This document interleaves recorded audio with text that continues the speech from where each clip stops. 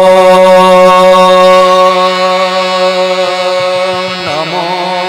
भगवते केशवचंद्राय। ओ नमो भगवते शुकान्तिसुताय स्वर्णाधिपति। ओ नमो भगवते वासुदेवाय कृष्णाय गोविंदाय गोपीजनवल्लभाय चरमनाथाय नमो नमः। चरमनाथाय नमो नमः। चरमनाथाय नमो नमः। परम कारुणिक प्रभु से चरमनाथ पदारविंदरी ए अधमर कोटि कोटि सहस्र कोटि आभुभवन आजिर पवित्र सत्संग महोत्सव संध्या अधिवेशन सर्वप्रथमे ये अंचल समस्त देवादेवी तथा जो माँ पीठरे आज ये सत्संग हो पाद तले कोटि कोटि प्रणाम। आज भव्य सत्संग महोत्सव को जो माने समानकर श्रम दे गढ़ी तोड़ी सर्वप्रथमे आमर पूजक महोदय जो माने गत काली ठारू आज पर्यंत सृष्टिर मंगल निमते प्रभु पाखरे अर्घ्य नैवेद्य प्रदान करुछन्ति। तत्परे जो नामाचारी महोदय एवं संगीत मंडली सेमाने मध्य गत काली ठारू आज पर्यंत सेमानंकर से प्रभु उद्देश्य कार्य कर चलती प्रेम गुरुस्वामी आज सत्संग महोत्सव उपस्थित थिबा समस्त गुरुभ्राता गुरुभगिनी ब्रह्म जिज्ञासु ए अंचल समस्त भाई भौणी मान को मोर सप्रेम सत्सत गुरुस्वामी प्रणाम। चरम शास्त्र कौन सी साधारण शास्त्र नुहे एक कथा आमे कहूना जे यार स्रष्टा चरम पुरुष से ए चरम शास्त्र लिखि दे जाइछंती समस्त को जन जन करी कौनसी कथा कहि हेबो नाही बोली जीवर मंगल पाई सृष्टिर मंगल पाई आगरु जे सब शास्त्र प्रचलित थिला से शास्त्र को मानी आमे माने जीवन अतिबाहित करुथिले किंतु जेतेबेले स्रष्टा पुरुष जुगर संधि समय आसी ए मर्तधाम लीला खेला कले से आम मान एक नीति नियम निर्धारण कले ए बद्ध जीव को उद्धार करने चरम प्राप्ति करने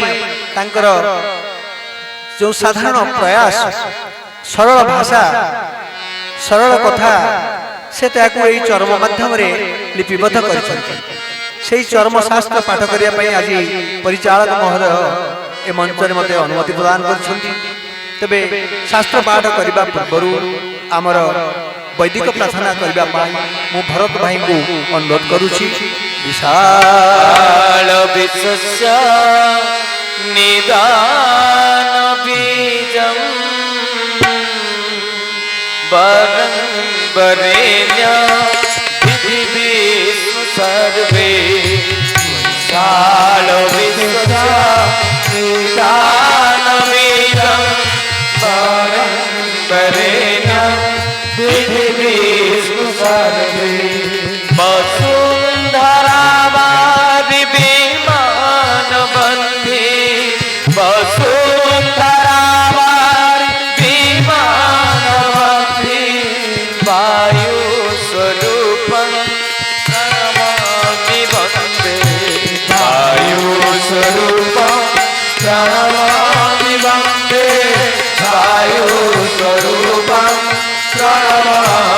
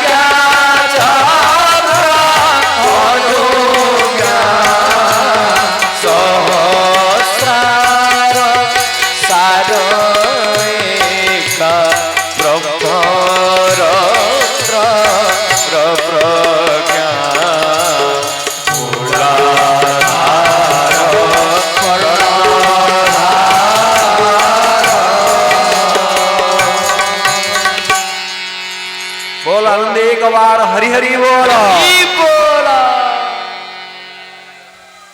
पद्म चरण करुणार धारा कल्याण रस ढाली अज्ञान तिमिर दूर कर प्रभु काल कवल कुटाली।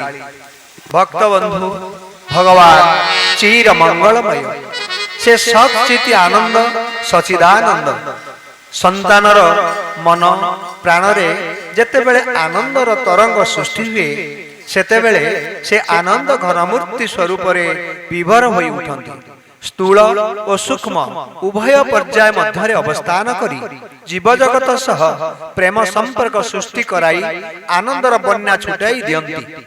किंतु सृष्टि चक्रर माया कुंडली मध्य बंदी हुई जीव आनंद अनुभव करि पारे नाही किंबा तांकु उपलब्धि करि पारे नाही।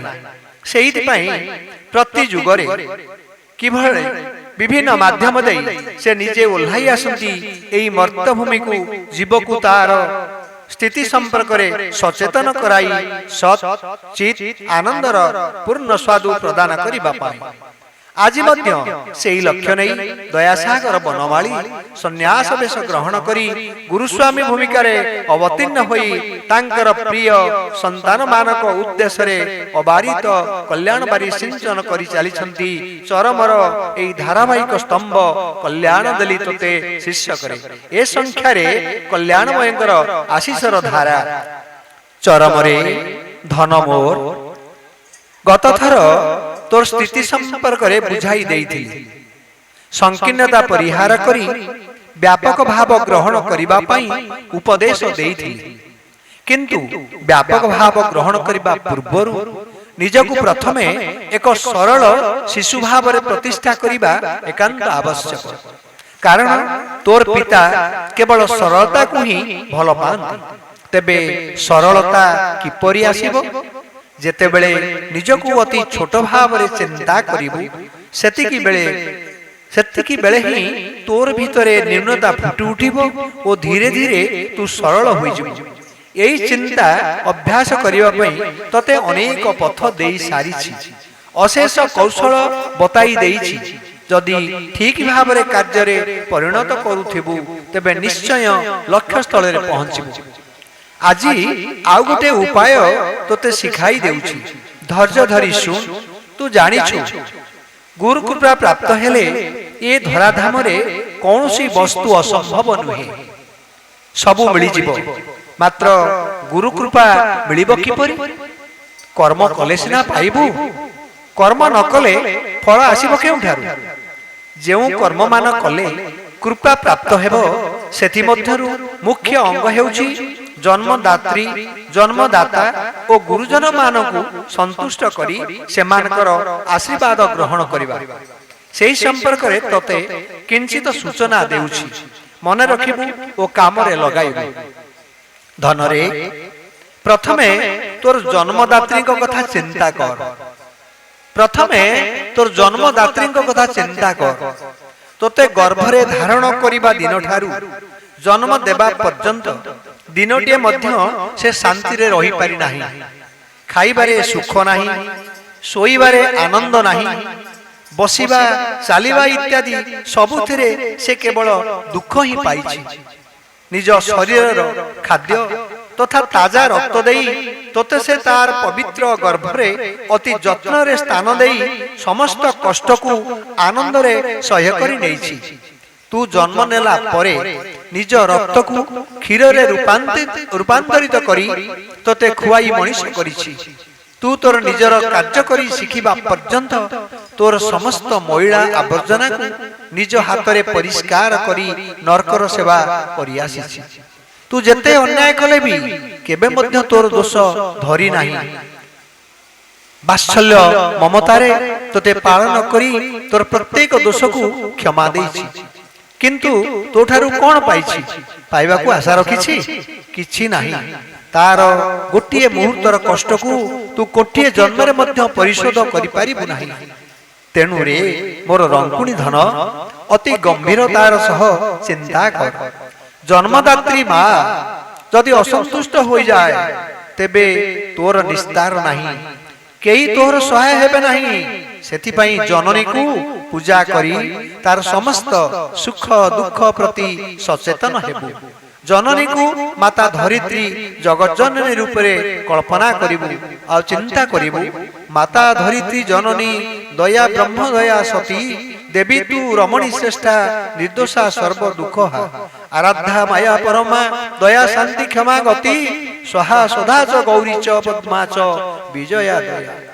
ପ୍ରତିଦିନ ପ୍ରାତଃ କାଳରେ ଶଯ୍ୟା ତ୍ୟାଗ କରିବା ସମୟରେ ଓ ସନ୍ଧ୍ୟା ସମୟରେ ତୋର ଅନ୍ୟାନ୍ୟ ନିତ୍ୟକର୍ମ ସହିତ ଏହି କର୍ମଟିକୁ ଯୁକ୍ତ କରିଦେବୁ। ଜନନୀକୁ ଏହି ଭାବରେ କଳ୍ପନା କରି ତାଙ୍କୁ ପ୍ରଣାମ କରିବୁ। ପଦରଜ ଗ୍ରହଣ କରି ମଥାରେ ଲଗାଇବୁ। ନିଜକୁ ଯେତେ କଷ୍ଟ ହେଲେ ମଧ୍ୟ ତାଙ୍କର ଖାଇବା ପିନ୍ଧିବା ଓ ରହିବା ସ୍ଥାନ ପାଇଁ ସର୍ବଦା ସତର୍କ ରହିବୁ। କେବେ କର୍କଶ ଭାଷା ଓ ଉଚ୍ଚକଣ୍ଠରେ ତାଙ୍କ ସହିତ କଥା ହେବୁ ନାହିଁ। ତାଙ୍କର ବଚନ କଦାପି ହେୟଜ୍ଞାନ କରିବୁ ନାହିଁ। ତାଙ୍କ ପ୍ରତି ନିଷ୍ଠୁର ବାକ୍ୟ କ୍ରୋଧଯୁକ୍ତ ଶବ୍ଦ ପ୍ରୟୋଗ କରିବୁ ନାହିଁ। ପ୍ରତି ମୁହୂର୍ତ୍ତରେ ସଜାଗ ରହିବୁ ଯେପରି ତାଙ୍କ ମନରେ ଚିନ୍ତା ନ ଆସେ ଯେ ମୋର ପୁଅ ବା ଝିଅ ମୋତେ ଭଲ ପାଉନାହାନ୍ତି, ଅବହେଳା କରୁଛନ୍ତି। ମନରେ ତାଙ୍କର ଏହି ଭାବ ସୃଷ୍ଟି ହେଲେ ତୋର ଅନେକ କ୍ଷତି ହୋଇଯିବ, ଅନେକ କ୍ଷତି ହୋଇଯିବ। ଦ୍ୱିତୀୟରେ ତୋର ଜନ୍ମଦାତା ପିତା ଗୁରୁ ପିଲାଦିନରୁ ଆଜି ପର୍ଯ୍ୟନ୍ତ ଜୀବନର ସମସ୍ତ ଘଟଣା ପ୍ରବାହ ସ୍ମରଣ କର। ପିତା ତୋର ଭଲ ପାଇଁ କେତେ ବ୍ୟାକୁଳ ହୋଇଛନ୍ତି, ତୋର ମଙ୍ଗଳ ପାଇଁ ଅନେକ କଷ୍ଟ ସହ୍ୟ କରିଛନ୍ତି। ଅନ୍ତରରେ ସ୍ନେହ ଚାପି ରଖି ତୋତେ ସୁମଣିଷ କରିବା ପାଇଁ ମୁହଁରେ କଠୋରତା ପ୍ରକାଶ କରି ତୋର ଆଚରଣ ମାର୍ଜିତ କରାଇଛନ୍ତି। ନିଜେ ଅକ୍ଳାନ୍ତ ପରିଶ୍ରମ କରି ଆବଶ୍ୟକ ସ୍ଥଳେ ପର ଘରେ ଗୋଲାମଗିରି କରି ତୋ ପାଇଁ ଅର୍ଥ ଉପାର୍ଜନ କରିଛନ୍ତି। ତୋର ଭବିଷ୍ୟତକୁ ନଜରରେ ରଖି ଉପାର୍ଜିତ ଅର୍ଥକୁ ଗୁରୁ ବ୍ରାହ୍ମଣ ବୈଷ୍ଣବଙ୍କ ସେବାରେ ମଧ୍ୟ ବିନିଯୋଗ କରିନାହାନ୍ତି। ସେଥିପାଇଁ ଦୋଷୀ ସାବ୍ୟସ୍ତ ହୋଇ ନର୍କଗାମୀ ହେବାକୁ ମଧ୍ୟ ଆନନ୍ଦରେ ଗ୍ରହଣ କରିନେଇଛନ୍ତି। ଆଜି ତୁ ବଡ଼ ହୋଇ ସ୍ୱାବଲମ୍ବୀ ହୋଇଯିବା ପରେ ଯଦି ତାଙ୍କର ଏ ସମସ୍ତ ଦାନକୁ ଭୁଲି ଯାଇ ତାଙ୍କ ପ୍ରତି ଅବିଚାର କରୁ ତେବେ ତୋତେ କ୍ଷମା ଦେବ କିଏ? ତେଣୁ ରେ ବାଉଳା, ପିତାଙ୍କୁ ସାଧାରଣ ମନୁଷ୍ୟ ଭାବରେ ଗ୍ରହଣ ନ କରି କଳ୍ପନା କରିବୁ। ପିତ୍ରେ ତୁଭ୍ୟଂ ନମୋ ନିତ୍ୟଂ ସଦାରାଧ୍ୟା ତମାଙ୍ଘ୍ରୟେ ବିମଳ ଜ୍ଞାନଦାତ୍ରେ চ ନମସ୍ତେ ଗୁରବେ ସଦା নমস্তে জীবনাধিক্য দর্শনে সুখ হেতবে নমো সদা সুতয়ায় শিবরূপায় তে নমঃ অপরাধ ক্ষমেণে চ সুখদায় সুখায় চ দুর্লভ মানুষমিরং যেন লব্ধং ময়া বপু স্বভাবনীয় ধর্মার্থে তস্মৈ পিত্রে নমো নমঃ। এই ভাବରେ ପ୍ରତିଦିନ ସଞ୍ଜ ସକାଳେ ପିତାଙ୍କୁ ସାକ୍ଷାତ ଶିବ ସ୍ୱରୂପରେ ଚିନ୍ତା କରି ପ୍ରଣାମ କରିବ। ତାଙ୍କର ସମସ୍ତ ସୁବିଧା ଅସୁବିଧା ଯତ୍ନର ସହିତ ଲକ୍ଷ୍ୟ କରି ତାର ସମାଧାନ କରୁଥିବୁ। ସେଥିପାଇଁ ଯେତେ କଷ୍ଟ ହେଲେ ମଧ୍ୟ କଦାପି ବିମୁଖ ହେବୁ ନାହିଁ। ତାଙ୍କ ସମ୍ମୁଖରେ କେବେ ଅଶାଳୀନ ଆଚରଣ କରିବୁ ନାହିଁ, କୁଭାଷା ପ୍ରୟୋଗ କରିବୁ ନାହିଁ, ତାଙ୍କର ଦୋଷ ଧରିବୁ ନାହିଁ। ତାଙ୍କର କଥା ତୋତେ ଗ୍ରହଣ ଯୋଗ୍ୟ ନହେଲେ ଅତି ନମ୍ର ଓ ଧୀର ଭାବରେ ତୋର ମତାମତ ଉପସ୍ଥାପିତ କରିବୁ। କିନ୍ତୁ ସିଧାସଳଖ ପ୍ରତ୍ୟାଖ୍ୟାନ କରି ତାଙ୍କ ମନରେ କଷ୍ଟ ଦେବୁ ନାହିଁ। ସର୍ବଦା ତାଙ୍କୁ ତୋ ନିଜ ପାଖରେ ପ୍ରତ୍ୟେକ ତତ୍ତ୍ୱାବଧାନରେ ରଖିବାକୁ ଚେଷ୍ଟା କରିବୁ। ଅନ୍ୟର କଥାରେ ପ୍ରଭାବିତ ହୋଇ ତାଙ୍କୁ କଦାପି ଉପେକ୍ଷା କରିବୁ ନାହିଁ। ମନେ ରଖିବୁ, ଏକାଦଶୀ, ଅମାବାସ୍ୟା, ସଂକ୍ରାନ୍ତି, ପୂର୍ଣ୍ଣିମା ଓ ଦ୍ୱାଦଶୀ ତିଥିରେ ପିତା ମାତା ଗୁରୁ ବ୍ରାହ୍ମଣ ଓ ବୈଷ୍ଣବମାନଙ୍କୁ ସେବା ପୂଜା କଲେ ଅଶେଷ ଫଳ ପ୍ରାପ୍ତି ହୋଇଥାଏ। ଏକାଦଶୀରେ ପାପ କ୍ଷୟ ହୁଏ, ଅମାବାସ୍ୟାରେ ଧନଜନ ବୃଦ୍ଧି ହୁଏ, ସଂକ୍ରାନ୍ତିରେ ବ୍ୟାଧିମୁକ୍ତ ହୁଏ, ପୂର୍ଣ୍ଣିମାରେ ଯଶ ଓ ଐଶ୍ୱର୍ଯ୍ୟ ମିଳିଥାଏ, ଦ୍ୱାଦଶୀରେ ସେବା ପୂଜା କଲେ ଗୋଲକରେ ସ୍ଥାନ ମିଳେ। भाई ओ बहन माने ठाकुरे बड़ कथाटी लिखिले पितामाता को सेवा पूजा कले कौन कौन हुए आउ थरे कहूची मन रखिबू एकादशी अमावास्या संक्रांति पूर्णिमा और द्वादशी तिथि रे पिता माता गुरु ब्राह्मण और वैष्णव मानक सेवा पूजा कले अशेष फल प्राप्ति होई थाए।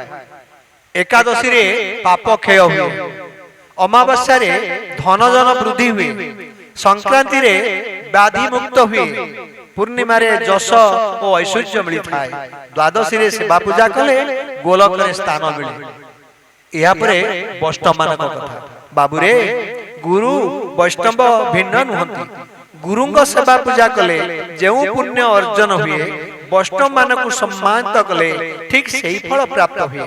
तेणु जदि केबे वैष्णव तो गृह को आसंती बा तू सेमानक संस्पर्श रे आसु तेबे श्रद्धा प्रेम और भक्ति रे तांको गुरुतुल्य मने करी तांकर आशीर्वाद ग्रहण करिबो। जदि अहंवशत सेमानक हतादर करू बा हेयज्ञान करू तेबे गुरुद्रोही विष्णुद्रोही पापरे विचारर सम्मुखीन हेबु। शेषरे गुरुजन मानक सर्वदा सम्मान देबा पई अभ्यास करिबो। गुरुजन कहिले केवल बयस नुहे अन्य समस्त विषय को विचार करेबु।